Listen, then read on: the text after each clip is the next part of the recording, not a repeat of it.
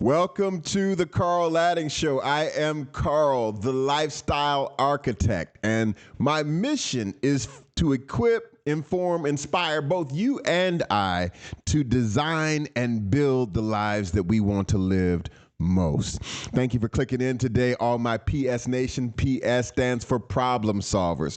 We're not those who shirk away or pull back. We step up to problems, and we have the understanding that the problem solvers in our world are those who are sought after and those who are the best compensated. Make sure that you like for the algorithm, subscribe. Also, click the bell for the notification so that you'll know whenever we post a new show. So today's show is called Focus, the Missing Piece to Success. And I like to kick off every show or every video with a success quote. And today's show is no different.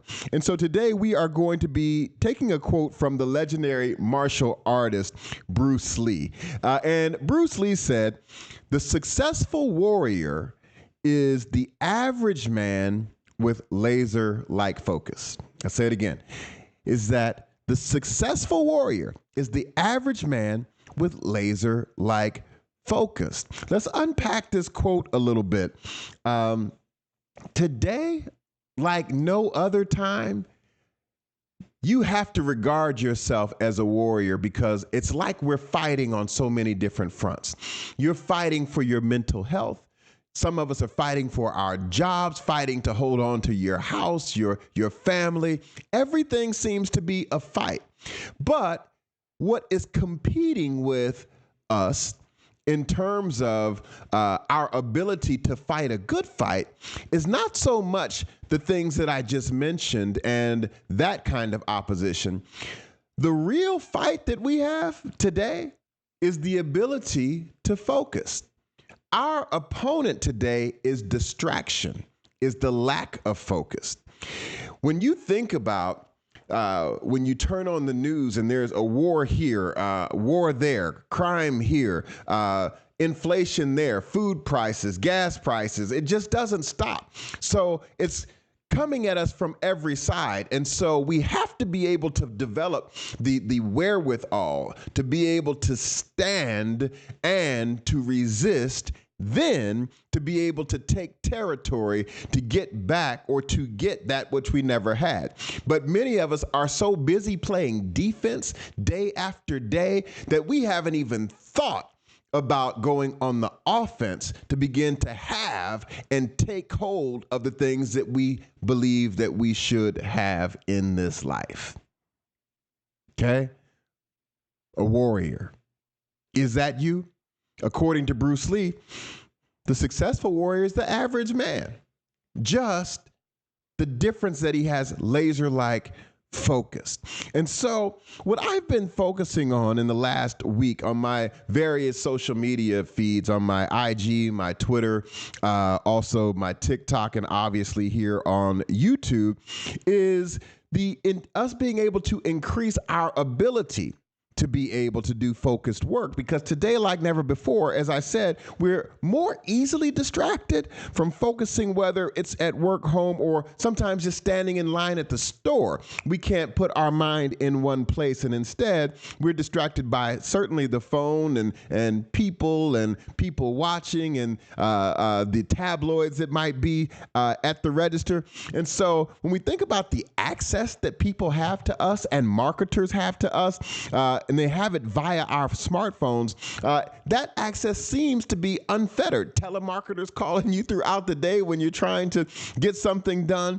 And so the amount of time that we spend texting on this phone or scrolling or talking to having conversations that aren't of value, it's staggering in comparison to a decade ago, or dare I say 2 decades ago. And so I found that, the time that we spend on the phone is insidious. And what I mean by that, it seems like it's slowly increasing, not decreasing, increasing. But it happens so slowly that you don't even pay attention to the fact that it is happening. There is a function on your smartphone. If you have a Droid, it talks about wellness or something of that nature that allows you to be able to see how much time you're spending a week on the phone per app. You should take a look at it. It's staggering. And you have to ask yourself, is this time well spent? Or should I be spending my time focused on the goal that I need to accomplish to get me where I want to go? If you're satisfied with where you are in life with regard to your relationships, your financial position, where you live, what's going on in your life, then great, you're doing good. I applaud you, and I'd like to talk to you because I think you'd have some things to share. But if you are not in that position, and most of us are not. Most of us, because of the things that are happening in the world today, we believe and we know that we need to take a step forward from where we are to create a little space, some distance in between the rock and the hard place. We want to be able to rise above that, and that's going to take us deploying who we were born to be, us using the skills that are inside of us that nobody else has, the thing that makes us unique, why we were born to be able to do this thing or that thing. However, we have not been doing it, partially because we've been distracted, partially because we believe that we have time. Right? The late, great Kobe Bryant said the thing that messes up most people is the belief that they have time. I don't want to wait any longer. It's time now. As we know, the cliche says that if not now, then when? And if not you, then who? So, the reason why I chose to talk about this today is that, when it comes to what we need to do to get our focus back, we have to be vigilant about the time that we give to these apps and advertisers. And, this is time that could be spent and should be spent in devotion to probably skill development and or the deployment of a skill to the market that ultimately we can be compensated for in some way, shape, or form. And while we're scrolling, we may not be paying attention to what's happening in the market, and a market whose success or failure, it ultimately and most drastically affects you and I. To support my argument here, let's take a look here at a clip from Bloomberg surveillance show. Let's hear what they're saying about the market this week this is the week of April the 22nd, 2024. Let's see what they are saying, and afterwards I will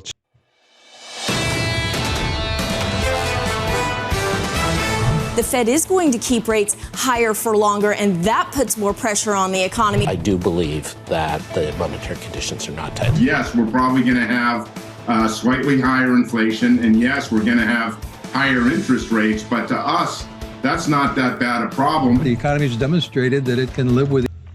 Did you hear what he just said? He said we are going to have higher interest rates and we are going to have higher inflation, but to us, that's not a problem. Ask the person who's trying to get an auto loan or a home loan. It's certainly a problem to Main Street. See, what happens when you listen to the talking heads on the financial shows, these guys have the inside track, and they are in a position where they're not necessarily in tune with what's happening on Main Street. They're in tune with what's happening in the C-suite. But let's listen. Let's let them finish. These interest rates. Financial conditions have been tightening to some degree. Overall, the picture remains fairly positive. This is Bloomberg. Did you hear what he said? He said financial conditions are tightening, but the picture remains positive. See, it's like they tell you the truth and a lie at the same time. Once again, it's important to stay vigilant in terms of your own success and keeping your head down and focusing on the thing that you need to get done so that you can do what's best for you and your family in these times that we live in. Let's go on. Bloomberg Surveillance with Jonathan Farrell, Lisa Abramowitz, and Anne-Marie Hordern. More than 40% of the S&P 500 reporting earnings this week. It's a monster week of earnings. Live from New York City this morning. Good morning for our audience worldwide. This is Bloomberg Surveillance. Your equity market on the S&P 500, 6 day losing streak. Can we break that? We're positive by 0.5%. It's all about the Canada this week. It's all about the tech earnings, the Mag 7. Let's go through it piece by piece. Tuesday, tomorrow, Tesla. Onto Wednesday, Meta. Thursday, Bramo, Google, and Microsoft. To me, it's going to be really interesting to see whether even a beat is sort of a disappointment to markets, because so far that has been the tone.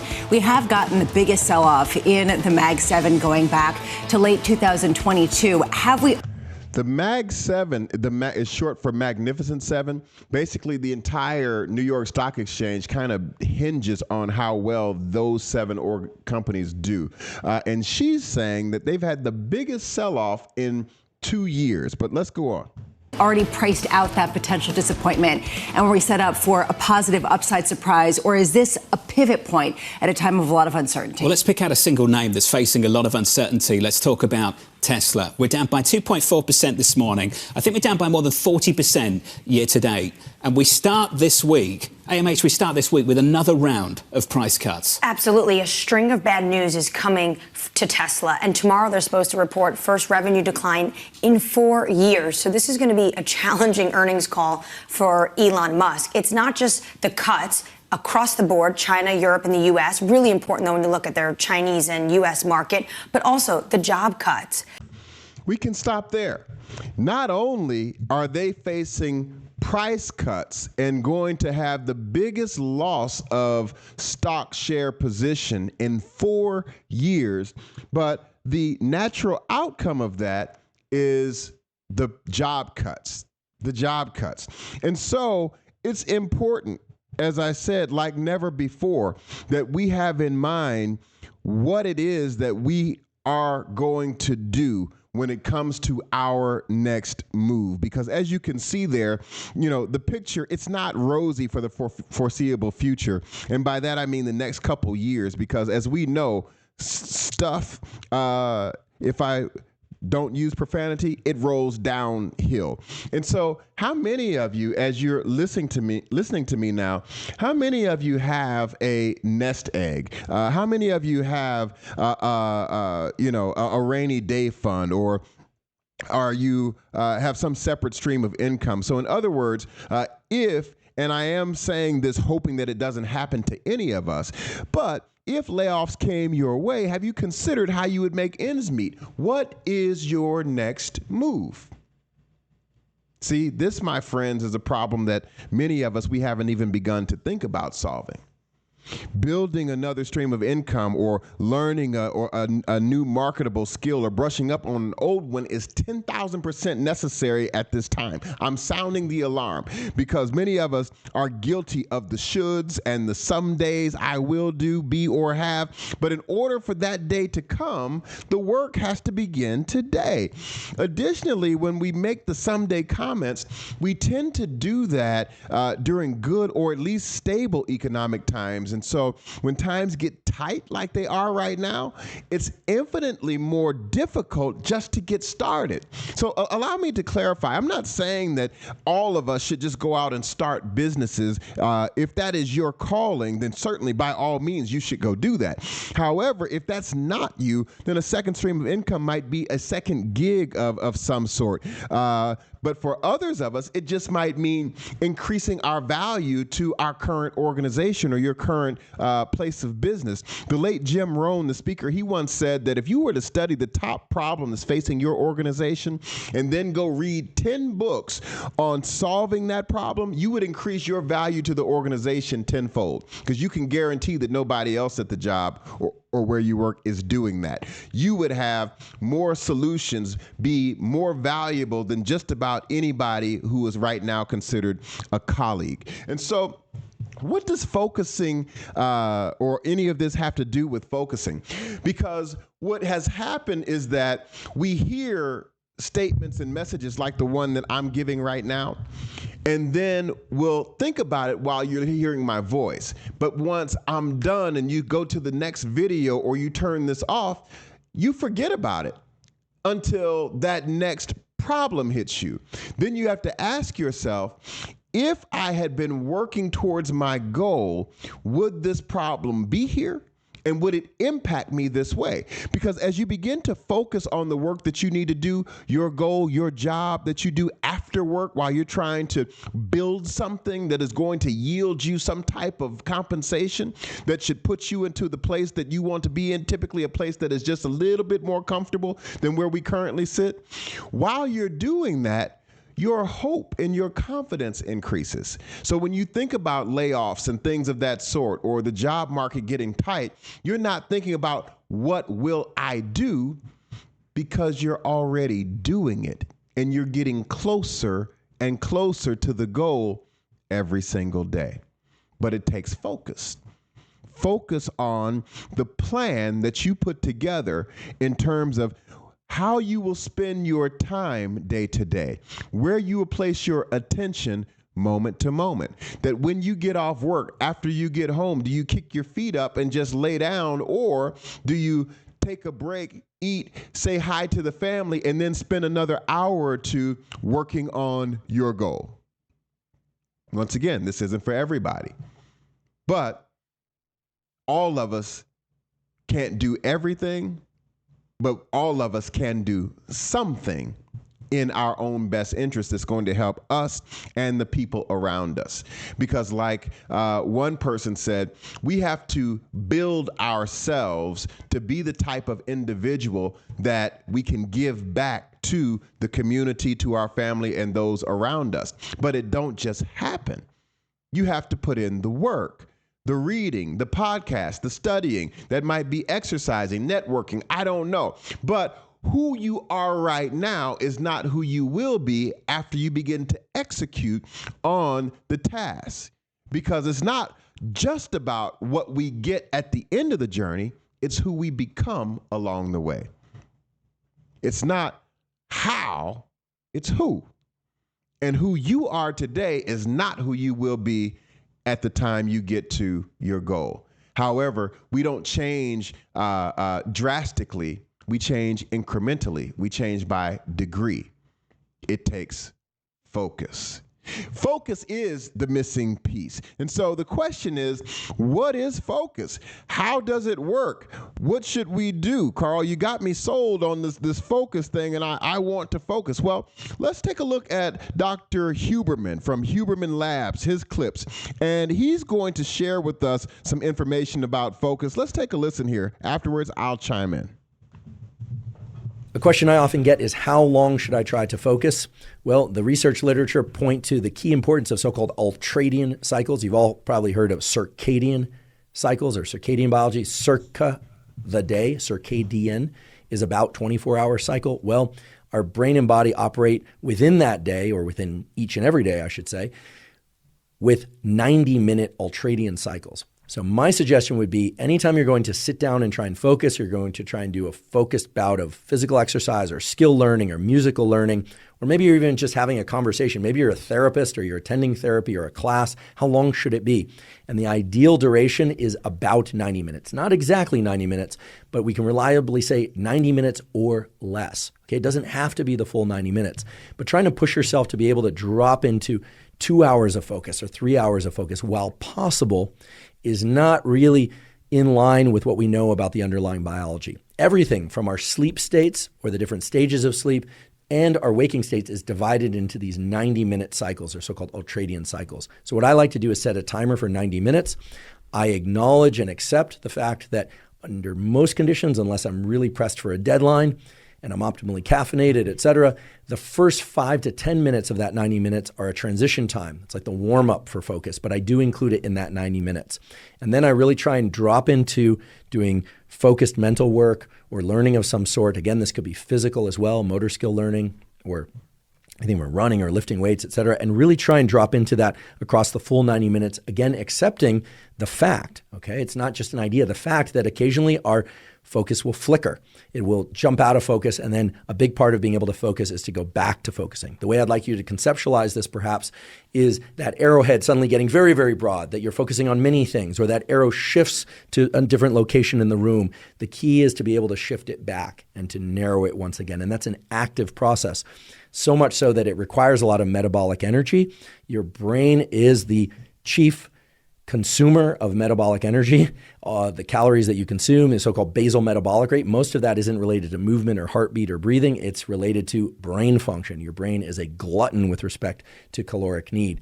So understand that at the end of 90 minutes, or maybe even after 45 minutes, you might feel rather tired or even exhausted. And it's very important that after a bout of focus, that you take at least 10 minutes and ideally as long as 30 minutes, and go through what I call deliberate defocus. You really want to focus on somewhat menial tasks or things that really don't require a ton of your concentration. This is starting to become a little bit of a movement out there in the kind of pop psychology and optimization world, this idea of not looking at your phone as you walk down the hall to the bathroom, certainly not looking at your phone in the bathroom. And I should mention, by the way, this is a particular annoyance of mine. Have you noticed that wait times for restrooms in public places? So we can stop there. And so he's given us the game, if you will, when it comes to what we should be or how we should go about focusing. He talks about these ultradian cycles dealing with 90 minutes. A guy named Darren Hardy wrote a book called The Compound Effect. And what Darren Hardy was sharing in his book was that he himself, he agreed with the 90-minute thing, and his book came before these studies were done. And what he said as a real estate agent, that he found that the most important thing for him to do was to prospect, meaning knock on the doors of potential clients, just picking a street and going down the block. He said that the actual time that it took him to stand on the sidewalk at the end of the walkway and go knock on the door and have the conversation averaged about 30 seconds. And so he figured that, hey, if I did this in 90-minute increments, how many houses could I knock on? He also used the concept of jam sessions. He talked about 90-minute jam sessions. So when he was in the office, if the office had a 10-hour day, he would say that, look, I'm going to do a jam session between, let's say, 9 a.m. and 10:30 a.m. And then another one will say 2 p.m. and 3:30 p.m. So 2 90-minute jam sessions in a day, 3 hours. Well, what about the rest of the day? Well, if you're a supervisor, manager, run an office, you understand that you're putting out fires, emails, phone calls, you're sitting in meetings, you're interviewing, hiring, firing, discipline, handling conflict between coworkers. There's a lot to do within a day. And if you don't have the time allocated for your jam sessions or the 90-minute ultradian cycle that Dr. Huberman is talking about here, then all those other things will eat up your time. Think about it. Friday comes and people will be saying, hey, TGIF, thank God it's Friday. And then you say, wow, I know it was a long week. How about your week? Oh, it was so busy. You say, oh, well, how much did you get done? And the answer a lot of times is very little. Yeah, I was just busy. Busy doing what? All those things that I just mentioned. But how much time did you work on the thing that you have a deadline for? The thing that actually makes money, the thing that is your chief competency that you may have been hired to do at the organization that you're at. Focus. Set the time aside. So what I'd like for you to do, let's call it homework today. Take out a notebook or your smartphone and go into an app where you set an alarm. And the first thing I want you to do is block out 10 minutes for tomorrow. That is for you to begin to think about your next move. Okay? 10 minutes. What is your next move? Or are you the type of person who just wakes up and says, hey, wherever the day takes me? We have the power to tell tomorrow what's going to happen. How do we do that? That's called a plan. Tell your future what's going to take place, but it's up to you to decide. Take 10 minutes tomorrow and decide, what is your next move? Is it staying where you are? Is it beginning a business, second stream of income? Is it looking for promotion where you are? I don't know. It's different for us all. But if you take that 10 minutes and ask yourself that question, what is my next move that is going to be the biggest benefit to me, my family, my community, and those who encounter me in this life? and see what answer you get. After that, I want you to give or email yourself some calendar dates, some appointments on your calendar throughout the week that blocks out 90 minutes in a day. If your job allows you to be able to do that at the workplace, then great. If you have to do that before work or if you have to do that after work, then do that. But 90 minutes that is dedicated towards you working on your goal, and don't let anybody get in the way of that 90 minutes. If during that 90 minutes all you do is sit there, then just sit there. But make it a habit to have that time carved out for yourself for you to be able to work. Focus. It's the missing piece. Some of us don't know how. Some of us have never thought about this. And the reason why is that we might hear a speaker or someone on a podcast or a TV show, and we'll go buy their course, we'll buy their book, and sometimes we don't even read the book. But there's other times you do the course, you read the book, but you never implement it. And when you ask people why, it's always the same thing. Something came up. It's a lack of focus. So I think that I have talked long enough. As you can tell, I'm passionate about this. Like I said, my mission is to inform and equip both you and I for us to be able to design and build the lives that we want to live most. As you can see, I'm on fire about me, but I want to do it together. So I want you guys to know I love you. I care about you. This is my mission. Type in the comments what you think about this thing on focus and what you're going to do. If you did block out that time for the jam session and set the alarm for the 10 minutes to get clear on what it is that you want to do, be, and have, hey, put that in the comments as well. I'd love to hear from you. Listen, we are at the end of the show. I want you guys to know that the clock on the wall says that's about all. You can stick a fork in me. I'm done. Each one teach one, each one reach one. Whatever you do, don't give up. Stay in the fight. I'll see you guys next time. Love you.